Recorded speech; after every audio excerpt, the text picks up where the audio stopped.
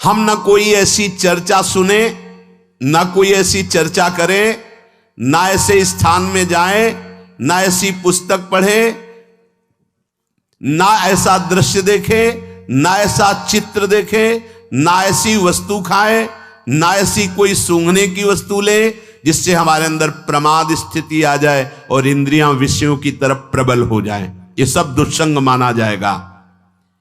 याद रखना चाहिए, अच्छे और बुरे भावों की उत्पत्ति, ये 10 बातें प्रधान होती हैं। आपके अंदर अच्छे भाव आ रहे या बुरे भाव आ रहे तो उनमें 10 बातें प्रधान हैं।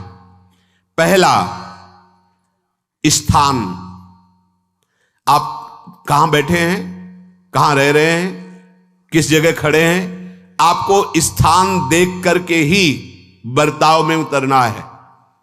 जैसे मदिरालय है, आप वहां खड़े होंगे तो तमोगुण अपने आप बढ़ने लगेगा, आसुरी प्रवृत्ति बढ़ने लगेगी।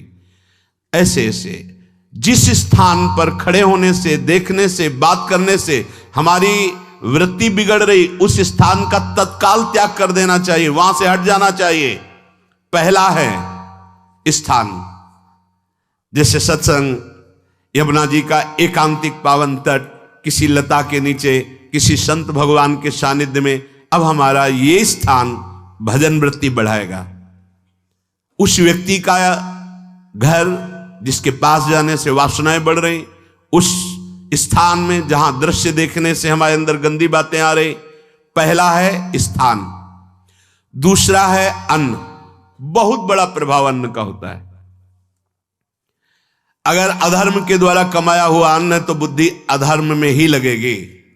यदि भोजन पकाते समय, रसोई रांधते समय आप विकारात्मक चिंतन कर रहे हैं तो कोई भी प्रसाद पाए उसके अंदर विकार जागृत हो जाएगा। अन्न का बहुत बड़ा प्रभाव पड़ता है। एक बार पूज्यपाद उड़िया बाबा जी महाराज अपने परिकर के साथ भ्रमण में थे तो किसी बड़े धनी मानी ने निमंत्रण दिया, महाराज आज यहीं रुको। तो बाबा ने कहा हम लोग गांव के अंदर नहीं रुकते, तो बाहर कोई वृक्षों का समुदाय, जंगल जैसा, तो उसमें वहां रुके, पर भोजन उनकी तरफ से, भोजन सबने पाया। जब सुबह हुआ तो महात्मा जन, साधक जन एक दूसरे की तरफ देखे और बोले आज तो हमको बड़ा दोष हुआ, गंदा स्वप्न आया और हमारा संयम बिगड़ गया। बोले ये तो हमको भी हुआ, जितने थे सबको हुआ। उड़िया बाबा के समीप गए, बाबा ने कहा अच्छा ऐसा हुआ, ये तो अन्न दोष है, बुलाओ सन्न पवाने वाले को, फिर चलेंगे।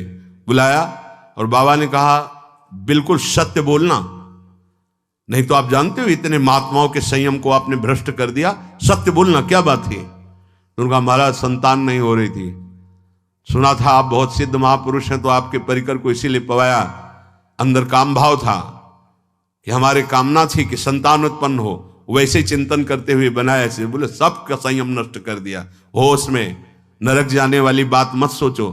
अरे संतों को पवाओ जैसे अपने पुत्र को पवाते हैं, ऐसी भावना करनी चाहिए। आज हो भाग्य तो परिणाम खुद मंगल में निकलेगा। काम भाव से युक्त होकर क्यों बनाया, सब संतों के अंदर विकार पैदा कर दिया। अन्न का प्रभाव पड़ता है, हम जैसा अन्न पाते हैं वैसा। कई बार सुनाया है, सिद्ध महापुरुष पूज्य प्रातः स्मरण श्री बलराम दास जी महाराज झाड़ू मंडल के, यमुना के पावन तट पर ही है, रास मंडल के पास ही, वो अपने एक लता के नीचे बैठे हुए भगवत चिंतन कर रहे थे। अचानक यमुना जिस नजदीक है तो कोई माई स्नान किए हुए निकली तो नेत्रों ने देखा और विकार उत्पन्न हो गया। वयोवृद्ध सिद्ध महापुरुष, उन्होंने कहा आप तो इस शरीर को नष्ट कर दूंगा। शिष्यों ने कहा महाराज ऐसा क्यों? बोले किसी माता के शरीर को देखकर हमारे अंदर विकार क्यों आ गया? ऐसा नहीं, आज तक कभी नहीं हुआ, ऐसा क्यों हुआ?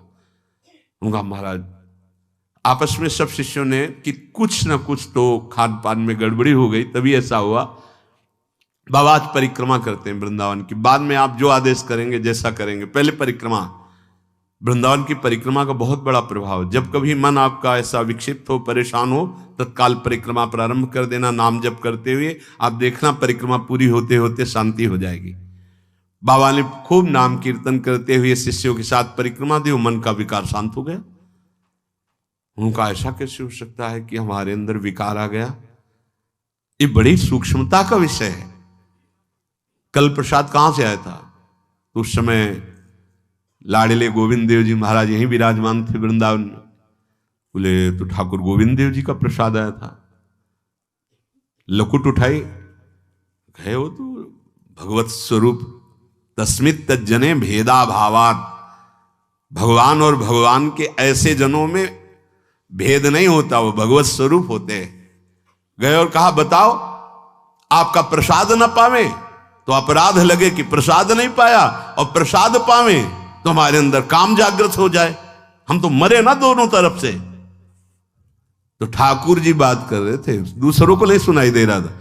कह रहे थे कि देखो नाराज मत हो, कलकत्ता की वैश्या थी, उसने भोग लगाया, अब उसने भोग लगाया तो हमने चख पाया, तो आपको प्रसाद का किनका लेना चाहिए? किसने कहा था कि पूरा प्रसाद पाइए? जरा किनका ले लेते हो, मधुकरी पाते। हाँ ये बात आपकी मान। तो हमारा तो पूरा विश्व है, कोई भी भोग लगाएगा हम तो पाएंगे। और हमारे प्रसाद की निष्ठा आप सबके हृदय में, तो किनका लीजिए, पूरा मत पाइए। सोचिए, भगवद अर्पित प्रसाद और वृत्ति भगवान ने आदेश किया किनका पाओ, माधुकरी मांग के खाओ। यहां वर्णन कर रहे, यदि हम अन्न थोड़ा भी हमारे अंदर दूषित चला गया, तो जब कभी ऐसी विकार की भावना हो, आपके अंदर विकार बन रहा है, तो खोजिए। आपने कोई दृश्य देखा है, आपने किसी से बात की है, आपने कोई ऐसा संकल्प बनाया नहीं, तो फिर भोजन दोष आ गया। अब आज उपवास कर दो, जब तक वो वृत्ति न नष्ट हो तब तक कुछ मत पाना, जल से काम चलाना, तो एक दिन एक पहर अपने आप शांत हो जाएगा। अगर बहुत विकलता हो रही तो नाम कीर्तन शुरू कर दो, भोजन मत पाना, नाम कीर्तन शुरू, बिल्कुल शांति मिल जाएगी, बिल्कुल। और ये तो उदाहरण महापुरुष इसलिए देते कि हम सावधान रहें। हमारे अच्छे भाव या बुरे भाव में ये 10 बातें बहुत प्रभाव डालती। पहला स्थान, दूसरा अन्न, और तीसरा जल। पानी भी बहुत संभाल के। नहीं, आजकल तो देखो प्रायः ऐसे दांत से प्लास्टिक नोचेंगे, ऐसे पानी पिएंगे, कब भरी गई, कहां भरी गई, कैसा पानी। बड़ा देखो कैसा हमारे भजन साधन के लिए विक्षेप पैदा होता चला जा रहा है। पहले सुंदर सरोवरों का जल, मतलब 15 वर्ष तो गंगा जल ही केवल पिया है, जो आकाशवृत्ति से मिला नहीं, गंगा जल ही पिया है। कुआं का जल, फिर आया हैंडपैप का जल, अपवित्र होने लगा। हैंडपैप में जो वाशर, अगर वो कहीं चमड़े का पड़ा हुआ है तो अपवित्र जल हो गया। अब हैंडपैप का भी अंतर ध्यान स्वरूप हो गया, अब तो नहीं दिखाई देता। अब रह गया है मोटर से निकले और फिल्टर में जाए, वो मशीन जो फिल्टर करती पानी को, आरओ, उससे। अब वो जिनके पास है तो है, नहीं तो परिक्रमा लगाया हो, आपको पानी पीने को नहीं मिलेगा। देखो कैसा समय आ गया। भोजन, पहले कोई दगाबाजी भोजन में तो नहीं करता था। गांव में जब जिसके यहां दूध बेचा जाता था ना, उसको बहुत लघु दृष्टि से देखा है, गाय माए एक बराबर होती है, ये दूध बेचता है। 10-5 किलो मठा तो आप ऐसे मांग के ले सकते थे, अगर अड़ोस पड़ोस में वो मठा मिल जाएगा। जब कोई उत्सव होता, फ्री दूध 100, 200, 500 किलो पूरे गांव के सब दे देते, कोई ऐसे बेचता था। अब दूध नहीं, जब बूढ़े लोग बैठते थे कहते थे पानी बिकेगा आगे चल के। आज पानी बिक रहा है, नहीं बिक रहा, पानी बिक रहा है। हमें लगता है सबको ही पैसे से ही पानी है। वो बोतलें नीली नीली नहीं, इतनी बड़ी बड़ी बिकती, उन्हीं से पानी पिया जा रहा है। आगे और समय जल का प्रभाव पड़ता है। जैसे हम गंगा जल पीते थे, सही कहते हैं, कई कई दिन जब भोजन नहीं मिलता तो पूरी पौष्टिकता गंगा जल से मिलती थी। गंगा माता के जल से ऐसा लगता था मानो हम परम पावन अमृत पान कर रहे हैं, सारी पौष्टिकता मिलती थी। कुएं का जल अपने आप में पौष्टिकता से युक्त होता है, जो हमें चाहिए। आज देखो जल की समस्या हो गई। पवित्र जल पीने के लिए हम तरस रहे हैं। कहाँ हो जल? और कैसे मिलेगा जल? या तो आप पैसे वाले हो तो आप खरीद करके पीजिए, नहीं तो अब वो जल नहीं रह गया कि कुएं से निकाला पी लिया या सरोवर से पी लिया। या कैसा दुर्भाग्य है।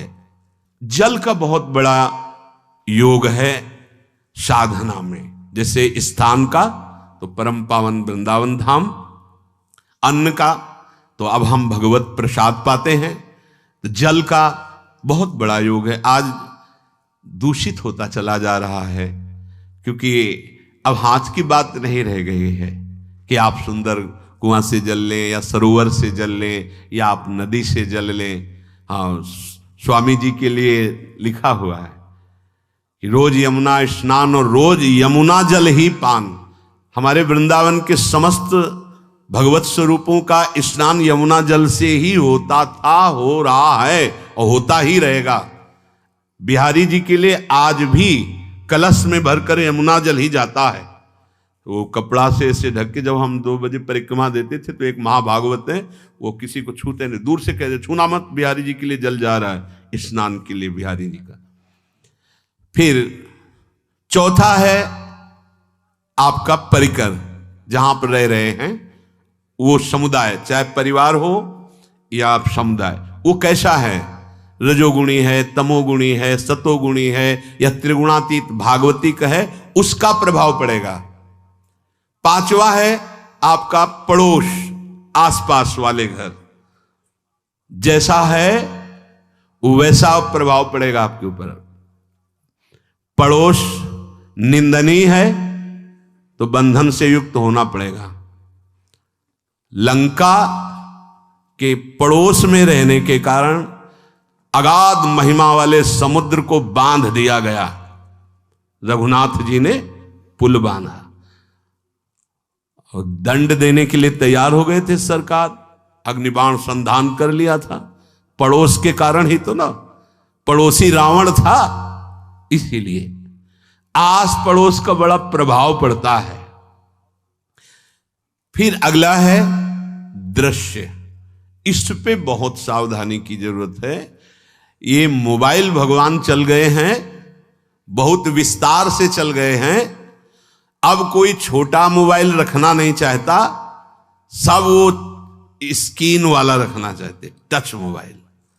दृश्य से बचो। बच्चों, जवानों, बूढ़ों, सबकी वृत्ति जो माया आकर्षित करती, जो दृश्य हम देखने के लिए अंदर से उल्लसित है, वो मोबाइल में सब है, चाहे भागवतिक और चाहे सांसारिक। तो भाई देख लो, गुण दोष में संसार है। अगर आप दोष ग्रहण करना चाहते हो तो दोष ले लो, गुण तो गुण। बहुत बहुत खतरनाक विषय है और बहुत लाभदायक विषय है। किसी संत की वाणी एक बार समझ में नहीं आई, अगर हम 10 बार सुने तो समझ में आ जाएगी। ये लाभदायक है। कभी कोई किसी से बात करनी, पहले जाए तो पोस्ट कार्ड चलते थे, एक कार्ड, वो 15 पैसे का इतना बड़ा वाला आता था, 25 पैसे का बंद वाला लिफाफे में आता था, नीले नीले कागज का 15 पैसे वाला कार्ड। उसमें चिट्ठी जाती थी महीनों में। कभी यहां 1 मिनट में अमेरिका से बात कर लो, कितनी बढ़िया बात हो गई। उसका दुरुपयोग ना करो। अब हमारी इतनी चंचल वृत्ति है कि दुरुपयोग करने के लिए उत्साह बढ़ जाता है। बोले अब सब काम हो गया है, अब एकांत सेवन कर रहे हैं, अंदर से सिटकिनी बंद और मोबाइल भगवान का संग शुरू।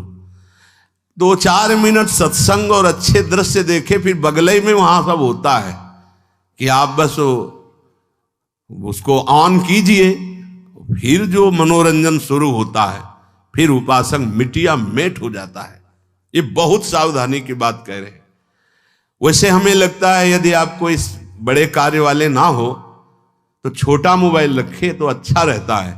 तो इसलिए ये एक ऐसा कलयुग भगवान ने रचा है कि बचा पाना बड़ा मुश्किल है। इससे वृत्ति को बचाओ, जो बचा ले गया वो आगे साधना कर सकता है। बहुत सावधान बच्चों। हमें लगता है यदि आपका मन चंचल हो, आपके शासन में ना हो, तो स्क्रीन वाला मोबाइल अपने माता पिता को दे देना चाहिए। और हम कहते रखो, छोटा वाला रखो। कभी कोई आपत्ति विपत्ति या सूचना देनी हो, बढ़िया काम करता है। जरूरी नहीं है इतना बड़ा लेके चलना। हाँ, अगर आपको बहुत राजकीय विभाग के कार्य हैं तो बात अलग है कि कौन सी सामान कहाँ कैसे, तो वहां से वीडियो भेज रहा है, वो चेक कर रहा है, यस हाँ ठीक है अब चलाओ। अपने को क्या काम है? सत्संग अगर सुनना है तो सत्संग सुनने के अलग यंत्र आते हैं, चला दो उसमें। वो इतनी बड़ी लगती है, उसमें चिप, पेन ड्राइव ऐसे लगा दो और सत्संग सुनो। जरूरी वो दृश्य वाला रखो। यहां कह रहे दृश्य, अगर गलत दृश्य देखा तो बावरे बन जाओगे, और अच्छा दृश्य देखा तो भगवान के मार्ग के पथिक बनोगे। तो देखो, अच्छे दृश्य में भी दोष दर्शन की वृत्ति की गुंजाइश है। जैसे कोई लीला हो रही है, लीला के पात्र, जैसे हमारे ब्रजमंडल में रास लीला होती थी, ऐसे 12 वर्ष 13 वर्ष के लीला पात्र, सब नव किशोर, जहां भाव ही बने रोते रहो। अब वहां बड़े बड़े लीला पात्र हैं, अगर हमारी भावना शासन में नहीं है तो वहां हम अंग प्रत्यंग के दर्शन से हमारी हाव भाव वहां जो हो रहा है उससे हमारी वृत्तियां बिगड़ जाएं।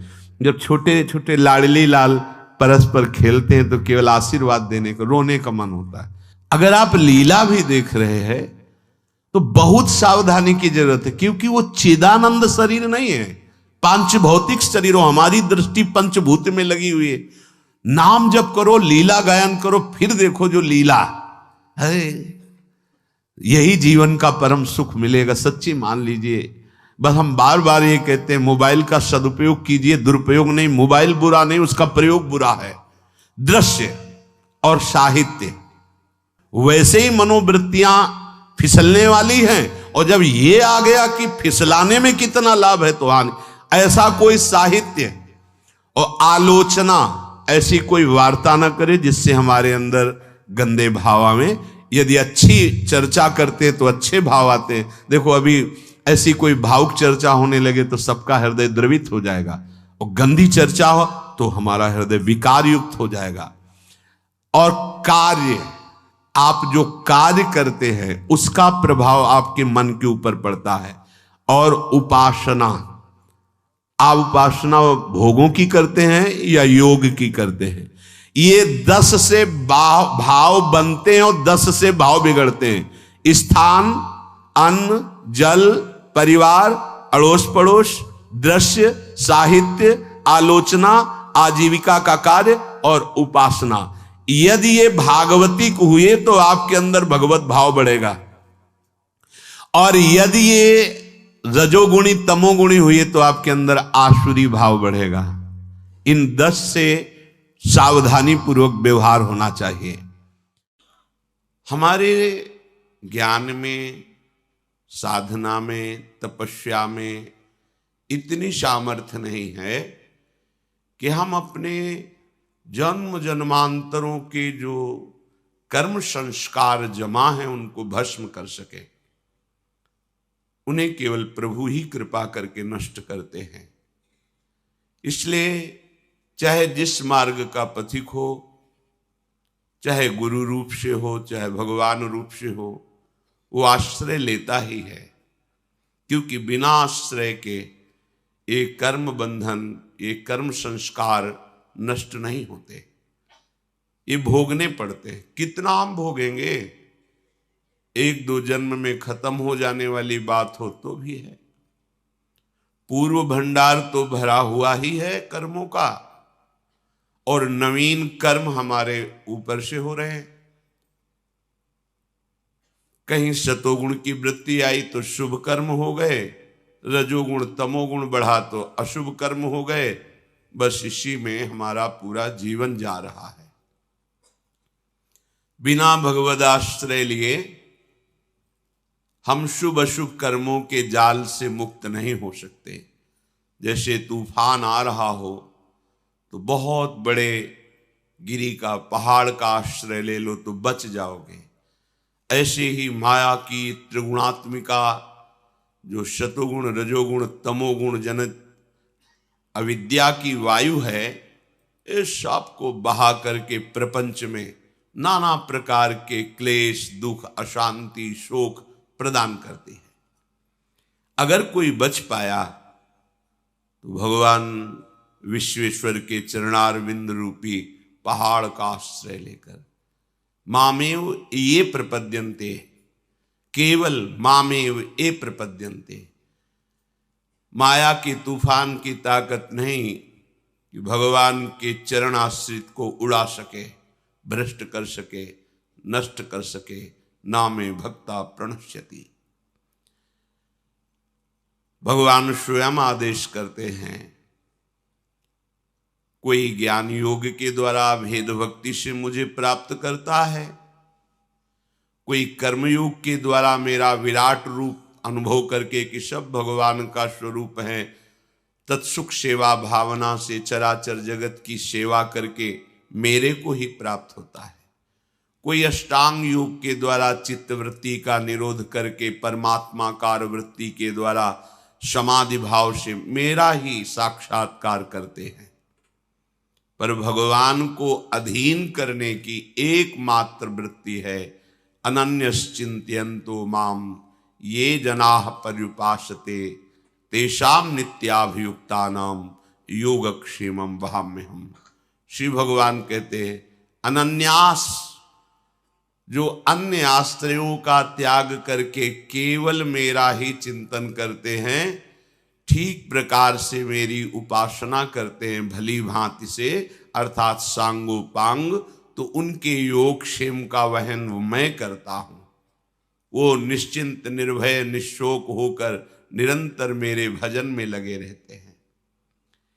ये जो प्रोत्साहन के लिए कहा जाता है कि 24 घंटे में आप कुछ समय निकालकर भजन कीजिए, ये प्रारंभिक बात है। प्रारंभ में मन भजन में महत्व बुद्धि नहीं रखता, रुचि नहीं है, प्रियता नहीं है, तो नाशे। ये तो सही है कि आप थोड़ा ही भजन प्रारंभ करें, निश्चित आपको सुख मिलेगा, दुख का नाश होगा, अर्थात पाप नष्ट होगा तो दुख का नाश होगा। पर ये बात वंदनीय या प्रशंसनीय नहीं है, क्योंकि श्री भगवान का आदेश है, मेरा निरंतर चिंतन करो। महापुरुषों ने कहा है कि निरंतर चिंतन उसी का होता है जो सबसे प्यारा होता है। वैसे सबको अगर विवेक मिल जाए और ध्यान से देखे तो सबसे जो प्यारा है वो केवल प्रभु ही है। जिस व्यक्ति से प्रभु अंतर ध्यान हो जाते हैं, वो चाहे जितना प्यारा संबंधी हो, फिर हम उससे प्यार नहीं करते, उसको नष्ट कर देते हैं, आग में जला के, धरती में समाधि दे करके, या जल प्रवाह करके, आदि आदि। अर्थात हमारा सबसे प्यारा जो प्रभु ही है, इकलौता बेटा है, वही पूरे संपत्ति का अधिकारी हो, पधार गया, अब रख लो, नहीं रख पाओगे। तुमने बेटा तो पांच भौतिक शरीर को माना था, जो अंदर था उसे तुम्हें परिचय ही नहीं है। जब परिचय नहीं तो संबंध कैसा? लेकिन वो कहते नहीं, वो जो था वो तो चला गया, अब ये तो माटी है, शव है, अब तो ये शरीर है। तो तुम प्यार किससे कर रहे थे? शरीर से नहीं कर रहे थे क्या? अब प्रश्न खड़ा हो गया। वो अनजाने में भी शरीर से प्यार नहीं कर रहा था, जो प्रभु है उन्हीं से प्यार कर रहा था। पर ये सत्संग के द्वारा जब अज्ञान का नाश हो जाता है, तो प्रभु में महत्व बुद्धि करके जब हम देखते, तब हमारे अंदर निरंतर भजन की वृत्ति आती है।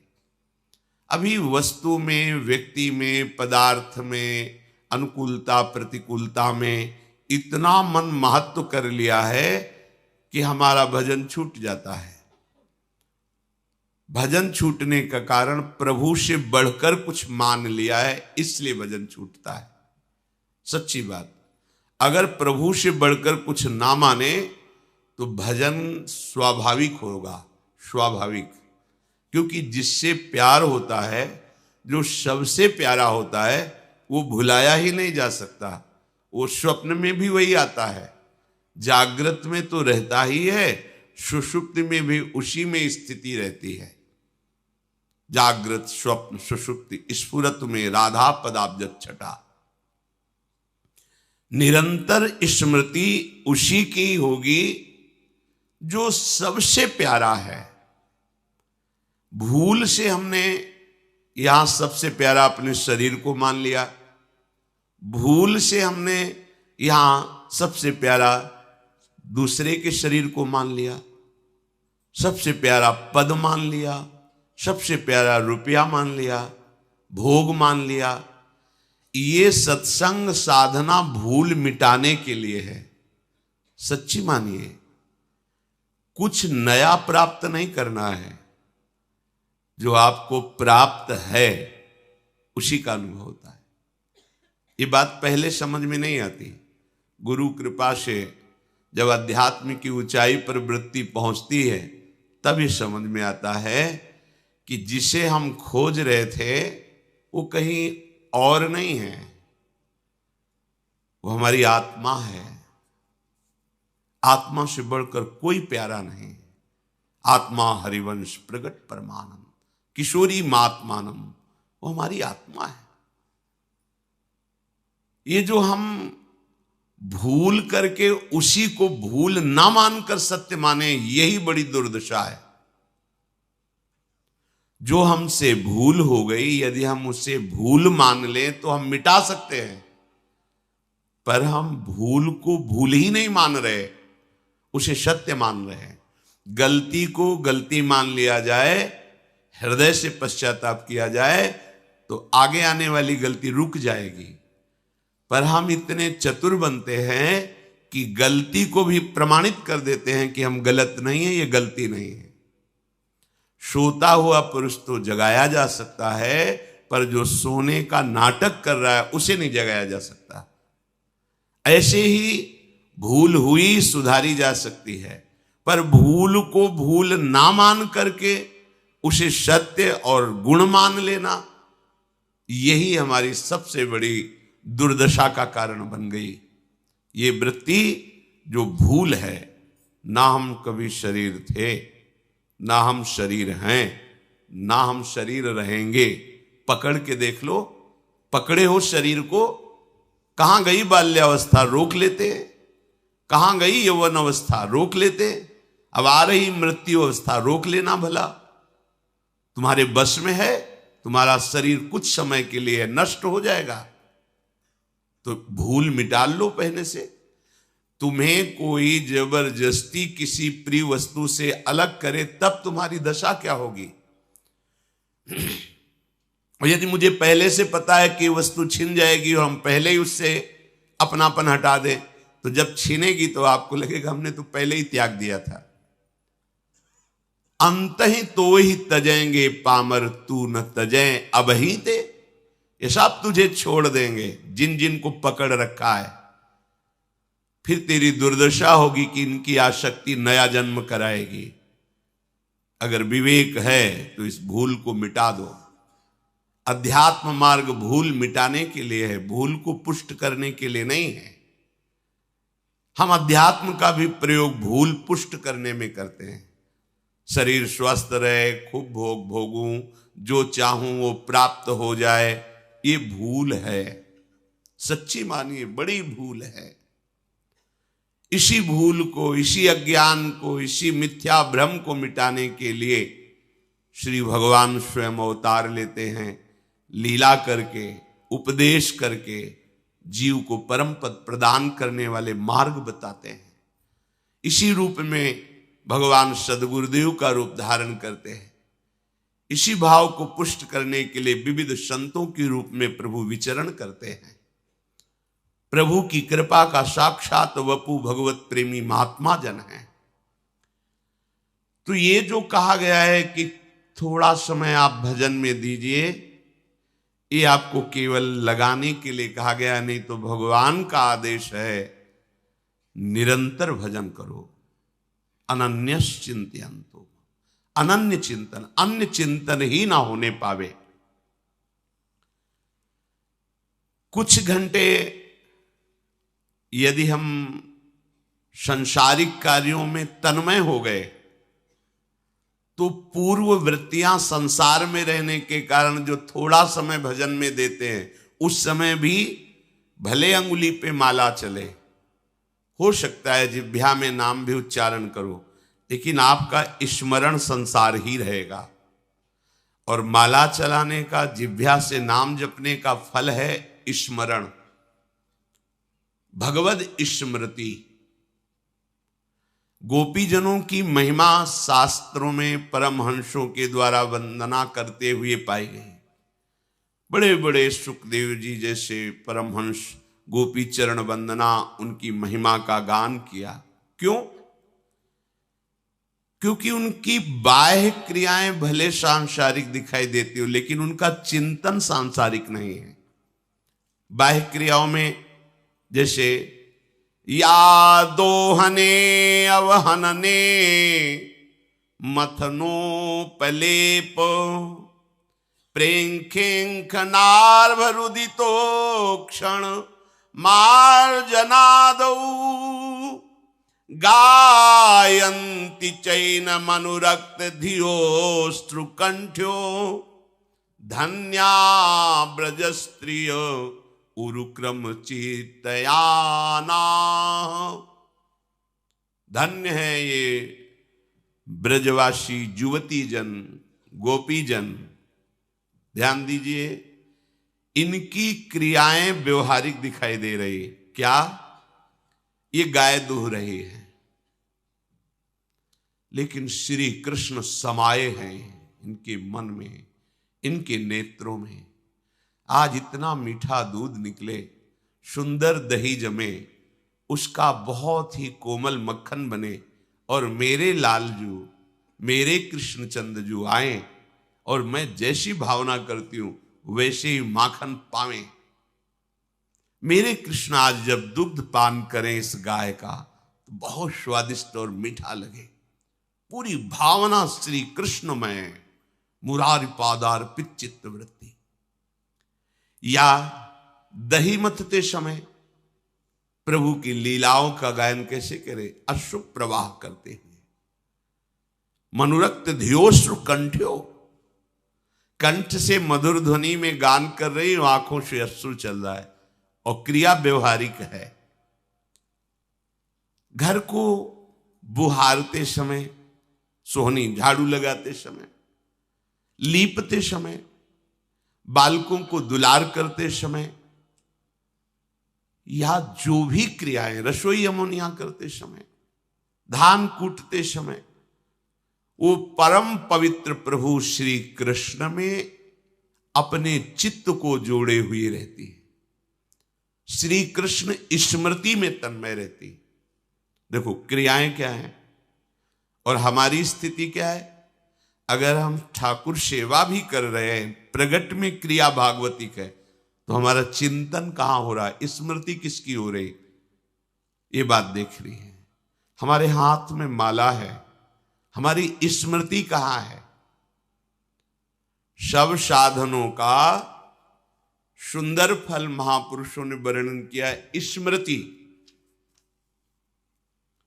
एतावान योग आदिष्टो मच्छिष्य शनकादि भी क्या सर्वतो मन आकृष्य मय्याधाविष्यते यथा।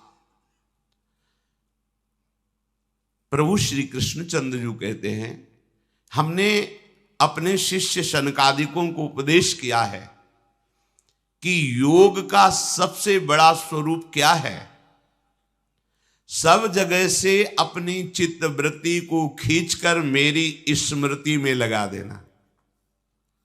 सकृन मनः कृष्ण पदारविंदयोर निवेशितम तदगुण रागी यैरिह न ते यमं पास भूतंच तद्भटान स्वप्ने पश्यन्त्यपि चीर्ण निष्कृताः। इह संसारे यही पुरुषै तद्गुण रागितस्य भगवतः श्री कृष्णस्य गुणेषु रागोनुरागोस्ति अस्य वेत्ति गुणानुराग मनः अंतःकरणं सकृत कृष्ण पदारविंदयोः एक बारमपि श्री कृष्ण भगवतो वासुदेवस्य पादारविंदयो चरण कमलयो निवेशितम परमार्थता। क्या परमार्थ का स्वरूप है? एक एक वृत्ति सकृत मनः कृष्ण पदारविंदयो, प्रभु में जा रही क्रियाएं, चाहे वो सांसारिक व्यापार हो, नौकरी हो, किसानी हो, घर गृहस्थी के कार्य हो। ये घंटे 2 घंटे वाले भजन की बात नहीं हो रही, ये भगवान के आदेश पालन की बात हो रही। एक एक वृत्ति प्रभु में लगा दी गई।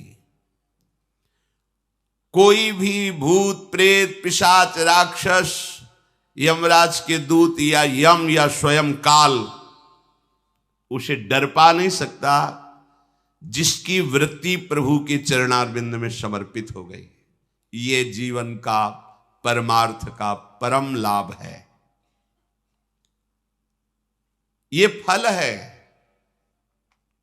कुछ भी कार्य कर रहे हैं, नाम चल रहा है निरंतर, भगवद स्मृति है। चाहे वो गृहस्थ हो या विरक्त हो, यहां इस बात की चर्चा नहीं है।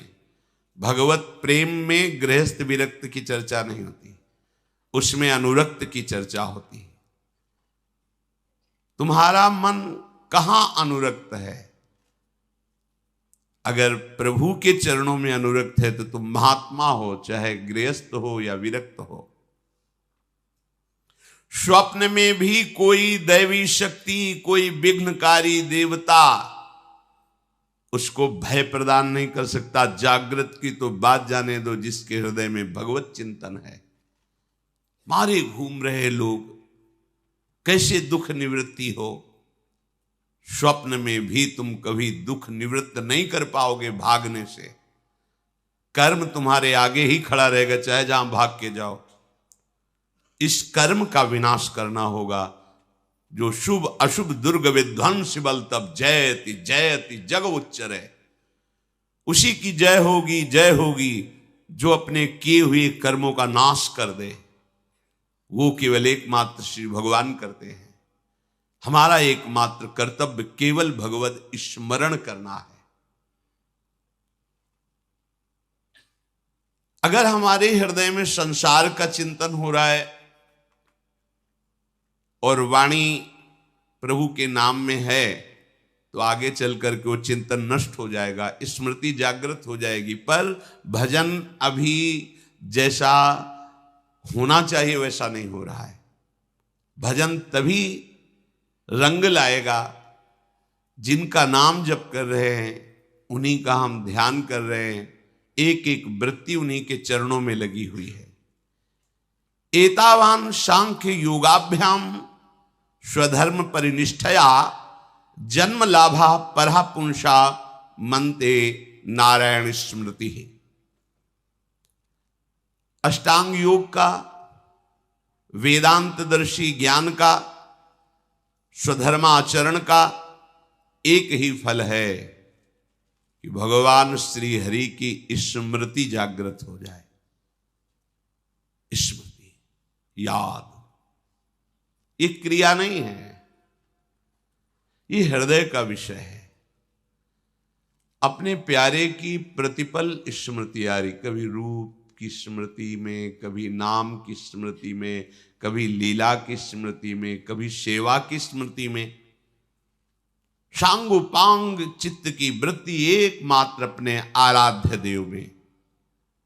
तस्मात् सर्वात्मनः राजन हृदयस्थम कुरु केशवम म्रियमाणो प्रवहिता ततो याहि पराम गतिम। इसलिए तुम्हारा परम कर्तव्य है मृत्यु आने के पहले ऐसी स्थिति बना लो कि अब और कछु न सुहाय, तिनको जुगल सेवा सुख पगी। निष्देवश जानत नाहि सजनी, एक रस भींजी रहे, एक रस भींजी रहे। श्यामा श्याम की रूप माधुरी में आसक्त चित्त उनको दुलार करने में लगा हुआ है। जीते जी ऐसी स्थिति बना लो कि स्मृति में केवल एकमात्र प्रभु रहे। अविस्मृति कृष्ण पदारविंदयो हो। क्षिणोत्यभद्राणि च सम तनोति सत्वस्य शुद्धिम परमात्म भक्तिम ज्ञानम च विज्ञान विराग युक्तम। जो सदैव आराध्य देव भगवान श्री कृष्णचंद्र जी के स्मरण में तत्पर रहता है, अविस्मृति, कभी भूल नहीं होती, उसके हृदय में ऐसा दिव्य ज्ञान प्रकट होता है जो ज्ञान शास्त्रों के पढ़ने से भी नहीं आता है। अनुभूत ज्ञान प्रकट होगा, परम हृदय में शांति होगी, कोई भी अमंगल का भय नहीं रह जाएगा,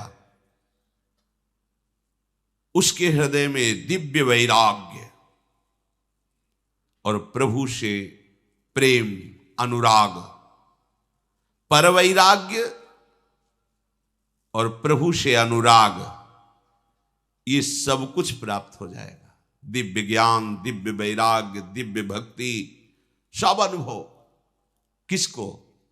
जो अविस्मृति है। कृष्ण पदारविंदयो वासुदेव चरण कमलेभ्यो अविस्मृति अविस्मरणम, कभी अविस्मरणम नहीं होता, कभी नहीं भूलते। उठते बैठते चलते फिरते खाते पीते सोते जागते क्रिया रहित क्रिया सहित केवल भगवद स्मरण। आप कह सकते हो काम करते हुए फिर कैसे स्मृति रहेगी? जब युद्ध करते हुए स्मृति है तो इससे बड़ा कोई तुम्हारा कार्य नहीं है। तुम्हारा अभ्यास कमजोर है, इसलिए जब तुम क्रिया में होते हो तो भूल जाते हो प्रभु को। नहीं, सच्ची मानिए, कोई भी ऐसी स्थिति नहीं जिसमें अविस्मरण हो जाए। अभ्यास योग युक्त चेतसा नान्यगामिना, जो उपासक अभ्यासरत रहता है, बहुत सुंदर सेवाएं होती है। देखा है, कोई भी कार्य करोगे बहुत सुंदर कार्य होगा, क्योंकि मन एकाग्र है, शांत है, प्रसन्न है, और भगवत प्रसन्नता के लिए सारे कार्य कर रहा है वो, और भगवत स्मृति में है, उसके हर कार्य पूजा होती है। कुछ भी कार्य करे बड़ी दिव्यता होती है उसके कार्य में, जो भगवत स्मरण परायण। और जो प्रभु से अपना संबंध नहीं रखता, उसकी पूजा भी आराध्य देव को देख के ही पता चल जाता है कि कैसी पूजा होती, कैसी सेवा होती है। उदास वृत्ति दिखाई देती है आराध्य देव में। और जब आपकी भावपूर्वक संबंध से सेवा होती है तो मुख कमल खिला हुआ सेव्य का एक दर्शन में पता चल जाता है सेवक कैसा है, स्वामी को कैसे रिझाता है। एक उसमें बुद्धि लगाने की जरूरत नहीं होती। प्रेमियों के नेत्र पड़े कि पता चल जाता है आप अपने ठाकुर को कितना दुलार करते हैं। विद्या तपः प्राण निरोध मैत्री तीर्थाभिषेक व्रत दान जप्यैः नात्यंत शुद्धिम लभतेन्तरात्मा यथा हृदयस्थे भगवात्यनन्ते। चाहे जितना बड़ा विद्वान हो, तपस्वी हो, प्राणायाम परायण हो, जीवों की दया करने का स्वभाव हो, तीर्थ स्नान करने वाला हो, बड़ा व्रत रखने वाला हो, खूब दान देने वाला हो, आदि आदि, वैसे हृदय की पवित्रता नहीं होती जैसी भगवान की स्मृति से होती है।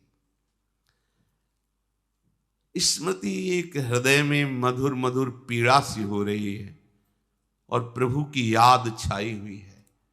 ये अध्यात्म का फल है, ये प्रारंभ नहीं है, ये बड़ी ऊंचाई की बात है। थोड़ी थोड़ी देर में एक विकलता सी है, कुछ अच्छा नहीं लग रहा, बस स्वाभाविक जैसे सब नदियां दौड़ती हुई समुद्र से मिलने के लिए व्याकुल हैं, ऐसे एक एक वृत्ति, एक एक इंद्रिय, अंतःकरण का एक एक करण प्रभु के लिए व्याकुल है। स्मृति ये बहुत ऊंची स्थिति है। इसी स्मृति के प्राप्त करने के लिए सब साधन है। ज्ञानी जन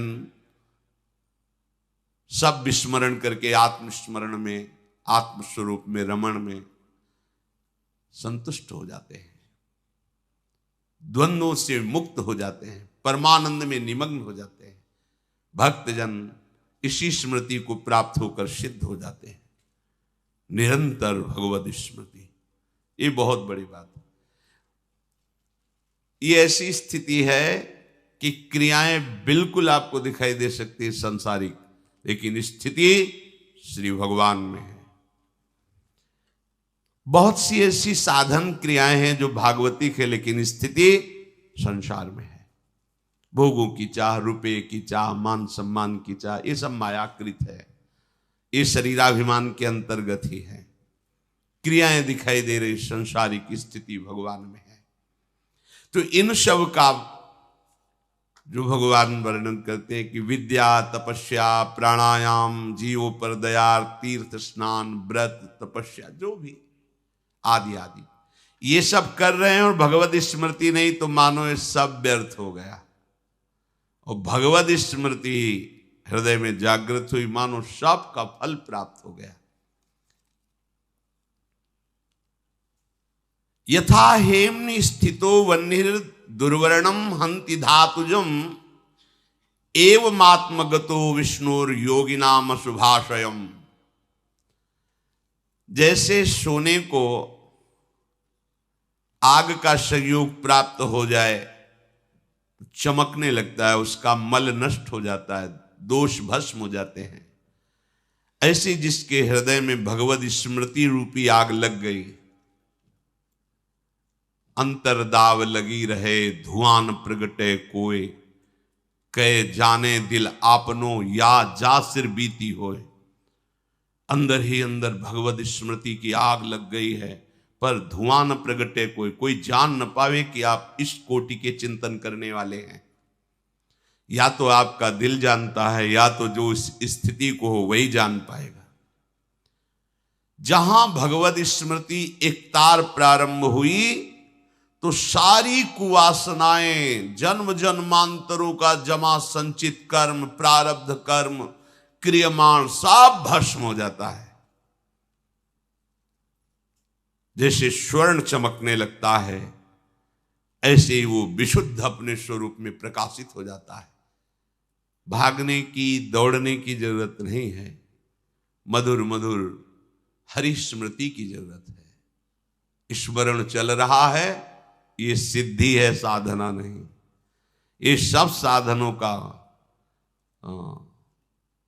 सब साधन कर या फल सुंदर, प्रभु पद पंकज प्रीति निरंतर।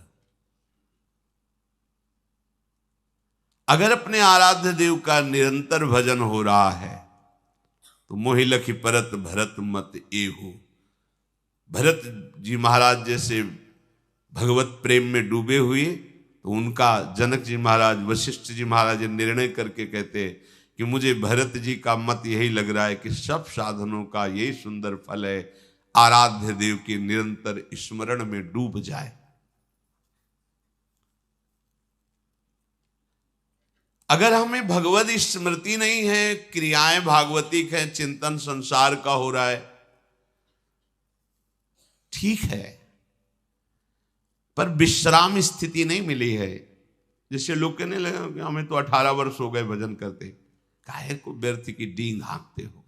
18 मिनट भजन करके दिखाओ, तुम 18 वर्ष की बात करते हो। 18 मिनट कैसे?